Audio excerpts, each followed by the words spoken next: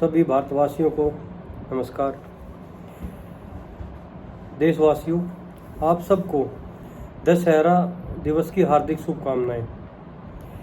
जैसा कि सबके पास आ रहे होंगे आजकल मैसेज, एक मैसेज कॉमन सा सबके पास पहुंच रहा है, मेरे पास भी काफ़ी मैसेज आए हैं कि बुराई पर अच्छाई की जीत, और इसी के साथ हम अब जश्न मना रहे हैं दशहरे का कि राम जी ने रामचंद्र पर विजय प्राप्त की, बुराई पर अच्छाई की जीत हुई। लेकिन दोस्तों, एक बात समझ में नहीं आती, हम किस रावण पर विजय हासिल करने की सोच रहे थे या सोच रहे हैं या किस रावण को जलाने की बात करते हैं। हम हर साल एक रावण का पुतला जलाकर बड़े खुश होते हैं कि हमने रावण का पुतला जलाया, रावण का विनाश हुआ। तो किस रावण की बात कर रहे हैं हम? किस रावण को हमने जलाया? मात्र एक पुतले को ही जलाया ना। आप ये देखिए ना, कितने रावण इस दुनिया में हैं।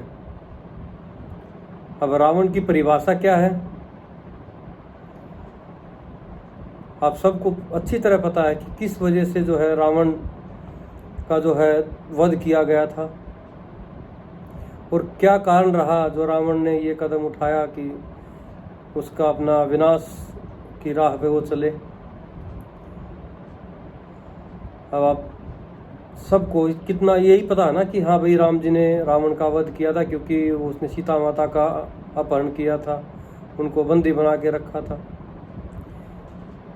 लेकिन क्यों बनाया? क्योंकि रावण की बहन का भी अपमान हुआ था। अब बहन तो बहन होती है, किसी की भी हो, हम सब की भी माताएं बहनें हैं। क्या हम बर्दाश्त करेंगे किसी के अपमान को? नहीं ना। तो रावण ने भी तो एक कदम इसलिए उठाया था ना कि उसने अपनी बहन के अपमान का बदला लिया। ठीक है, जो पढ़ाया जाता है, जो रामायण में भी लिखा है, उसको हम वही पता है ना। हमें तो लॉजिक भी समझ के देखें थोड़ा सा। अब रावण, जिस सदी की हम बात कर रहे हैं, राम की, रावण की, उस सदी में कितनी जो है प्रेम कहानियाँ होती थी, कितने अफेयर्स होते थे, या कितना आधुनिक ज़माना था उस टाइम पे कि लड़के लड़की आपस में दोस्त भी होते थे। नहीं ना, आज के समय में तो ये आम बात है क्योंकि वेस्टर्न कल्चर को हम अपना रहे हैं। तो रामायण का तो वेस्टर्न कल्चर से कहीं कोई लेन देन है नहीं। तो उस समय में जो रावण ने किया, वो एक भाई होने के नाते वो भी सही था, और रावण का जो वध किया राम जी ने एक पति होने के नाते वो भी सही था। लेकिन आज के समय में कितने रावण घूम रहे हैं, जरा सोचेंगे? किसी भी माँ बहन के साथ अगर कोई बात करता है, कोई अनजान आदमी या उसे परेशान करता है, तो हमें कितना बुरा लगता है ना। हर कोई लड़ने के लिए भागता है कि क्यों परेशान किया, क्यों बात की, क्यों मिले। लेकिन आजकल तो कितना, आप कहीं भी, आप सिनेमा हॉल में जाके देख लो, आप कहीं पार्क में देख लो, कहीं भी आप टूरिस्ट पैलेस पे देख लो जाके, आपको हर जगह कपल्स मिलेंगे, और उसके अंदर शादीशुदा कितने होंगे? ज़्यादा नहीं तो आधे आधे की रेशियो हम कर सकते हैं। कोई फ्रेंड्स बोल देता है कि हम फ्रेंड्स के साथ गए हुए हैं, लड़का लड़की भी जाते हैं, जाने चाहिए, हमें उससे दिक्कत नहीं है ना, इतनी पुरानी सोच रखते। लेकिन बात लॉजिक की है। जब आज के समय में हर कोई ये सोचता है कि भाई, कोई भी अगर किसी लड़की को या लड़के को, लड़का लड़की आपस में किसी को पसंद करते हैं या देखते हैं, वो सोचते हैं कि हम इससे दोस्ती कर सकते हैं, दोस्ती करना चाहते हैं, या दोस्ती हो हमारी, चाहे वो लड़का सोचे या लड़की। अगर लड़का भी किसी के बारे में सोचता है, वो भी किसी की माँ बहन बेटी होगी ना, किसी की पत्नी होगी, क्योंकि बुरी नज़र से देखने वाला तो हर किसी को बुरी नज़र से ही देखेगा ना, चाहे किसी की बहन है, बेटी है, माँ है, कोई भी उम्र की है। अगर उसे वो पसंद है तो उसको वो गलत नज़र से ही देखेगा, और जब उसे वो गलत नज़र से देख रहा है तो क्या हम लोगों को या आपको अच्छा लगेगा? क्या उसके साथ झगड़ा करने के लिए नहीं तैयार होंगे हम? अगर वो हद से ज़्यादा बकवास करे या आगे हद से ज़्यादा कोई ऐसी बात कोई हरकत कर दे, क्या उसे मारने के लिए नहीं दौड़ेंगे? तो फिर रावण कहाँ हुआ? एक जो बहन की रक्षा के लिए भागा मारने के लिए, उसमें रावण है, या जो उसको गलत नज़र से देख रहा है वो रावण है? और अगर जो बहन की रक्षा के लिए भागा वो रावण है, तो वही रावण तब भागा था अपनी बहन की इज्जत के लिए, और आज भी वो भाई भाग रहा है, तो वो रावण है। अरे वो रावण है तो क्या वो सही नहीं है या वो गलत है? सोचो। और जो उसको गलत नज़र से देख रहा था, अगर वो रावण है तो ऐसे कितने रावण इस दुनिया में हैं? आप सोचो, हर जगह, हर गली, आपको हर शहर, हर गांव में मिलेंगे ऐसे रावण। पहले हमें अच्छी तरह याद है, जब हम स्कूल में जाते थे तो गाँव को हांड की लड़कियों को बहन का दर्जा दिया जाता था। कहीं भी किसी शादी में, समारोह में, कहीं अगर बारात में जाते थे तो अगर कोई गांव की या गौहांड की लड़की, अगर उस गांव में शादी हो रखी थी उसके घर भी जाके आते थे मान सम्मान के लिए।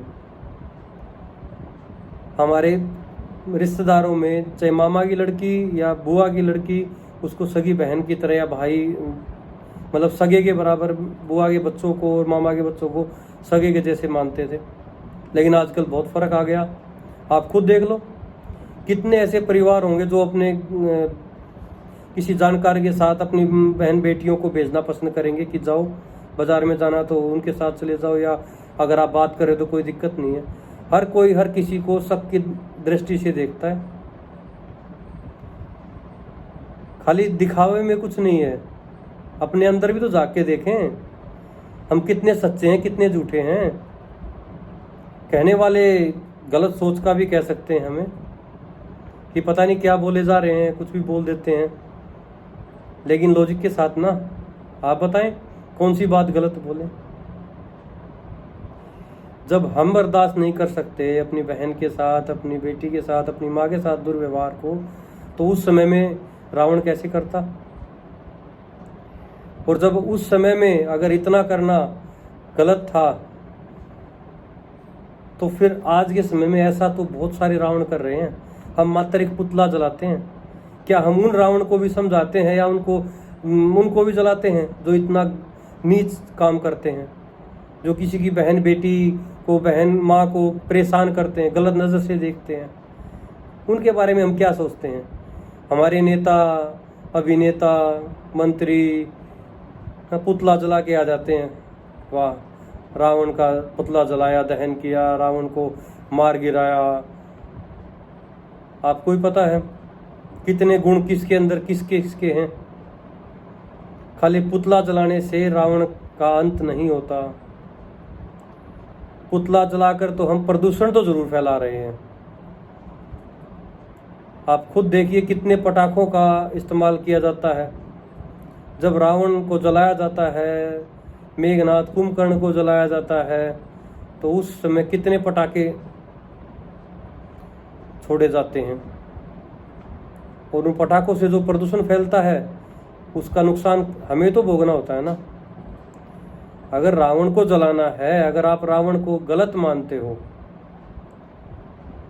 अगर रावण को गलत मानते हो, तो अपने अंदर के रावण को जलाओ। जो दूसरों के अंदर रावण बैठा है उसे जलाओ, ना कि आदमी को। उसको समझाओ, अच्छे और बुरे में फर्क पहचानो।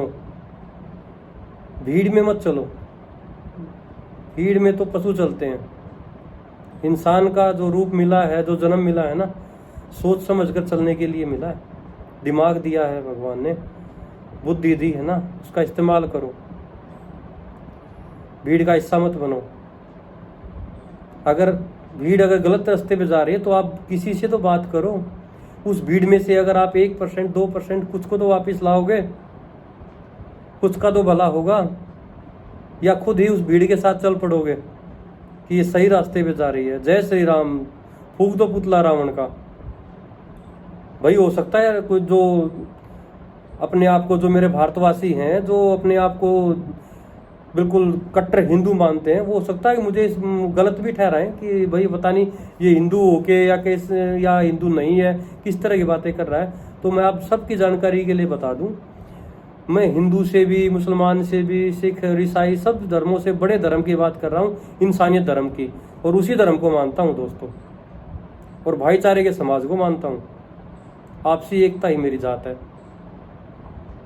तो किसी कोई धर्म को लेके आकलन ना करे मेरे बारे में कि मैं ऐसा क्यों बोल रहा हूँ, अगर मैं हिंदू धर्म में मैंने जन्म लिया है तो मैं ऐसा क्यों बोल रहा हूँ, मैं कहीं रामचंद्र जी के खिलाफ तो नहीं बोल रहा, ऐसा कुछ नहीं है।